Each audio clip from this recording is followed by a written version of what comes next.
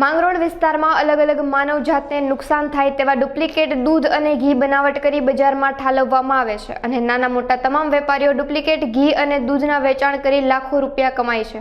માંગરોળ વિસ્તારમાં અગાઉ પણ આવી કાર્યવાહી થઈ છે, ત્યારે આવી લોકો પર કડક કાર્યવાહી થાય તેની માંગ સાથે મામલતદારને આવેદનપત્ર પાઠવવામાં આવ્યું છે।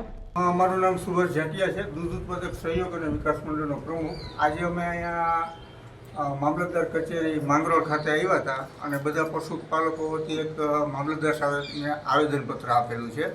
અમારી બે મુખ્ય માંગ છે કે એક કે જે ડુપ્લિકેટ દૂધ અત્યારે તમામ વિસ્તારોમાં જ્યાં બને છે એના ઉપર કડકમાં કડક કાર્યવાહી થાય, જેથી કરીને કે જે માનવ જિંદગી જે જોખમાય છે, સિટી આ જે દૂધ બને એ બધું સિટી એરિયામાં ઠલવાય છે અને માનવ જિંદગી જે જોખમાય છે એ ન જોખમાય। અને બીજું કે આ ડુપ્લિકેટ દૂધ બંધ થાય તો ગ્રામ્ય વિસ્તારના જે પશુપાલકો છે એને એના દૂધના પૂરતી કિંમત, પૂરતા ભાવો મળે આ મોંઘવારીના સમયમાં।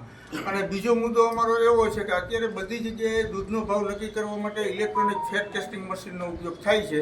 તો આ ફેટ ટેસ્ટિંગ મશીનની અંદર સેટિંગથી જેટલો ફેટ વધઘટ કરવો એટલો થઈ શકે।